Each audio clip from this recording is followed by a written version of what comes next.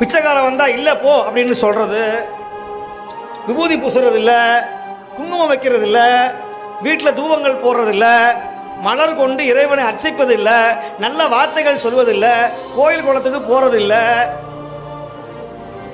இதெல்லாம் தினமும் நல்லா என்னங்க இப்படி தாங்க நாடே இருக்குது, அவன் தாங்க ஓஹோன்னு வாழ்கிறாங்க. நாங்கள் சாமியாக கும்பிட்றோம், நாங்கள் நடுத்தரவில் நிற்கிறோமே, நீங்கள் சொல்கிறதெல்லாம் செய்கிறோம், வேறு மாதிரியாக சொல்கிறீங்களே சாமி.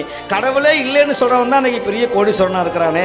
நீங்கள் கடவுள்னு கும்பிட்றோமே, நாங்கள் சாப்பாட்டுக்கே வழி இல்லாமல் இருக்கிறோமே. நான் இல்லைன்னு சொல்லலை, இது உண்மைதான்.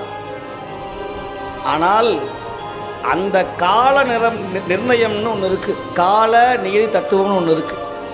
நீ கடவுளை கும்பிட்டாலும் பிச்சை தான் எடுக்கணும், கடவுளை கும்பிடாமல் இருந்தாலும் பிச்சை தான் எடுக்கணும்.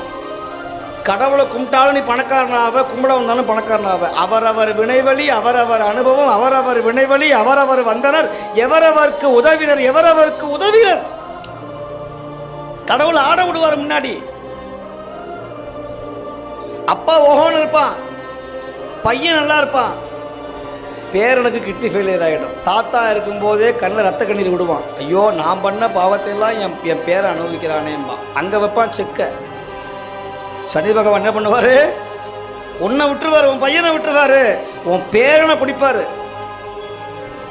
வழி இல்லாமல் சதையை அறுக்காமையே ரத்தத்தை உள்ள வைப்பார். அப்பேற்பட்ட கிரகம். ஆனால் அவரை மாதிரி ஒரு உயர்ந்த தர்மவான் யாரும் கிடையாது. நீங்கள் ஒன்றும் செய்ய வேண்டாம், நீங்கள் ஏழைகளுக்கு உதவி செய்யுங்க, கண்ணு தெரியாதவங்களுக்கு உதவி செய்யுங்க, கைகால் முடமாக இருக்கிறவங்களுக்கு உதவி செய்யுங்க, அது போதும். அவருக்கு பெரிய பரிகாரம், அவர் பெரிய பரிகாரம்.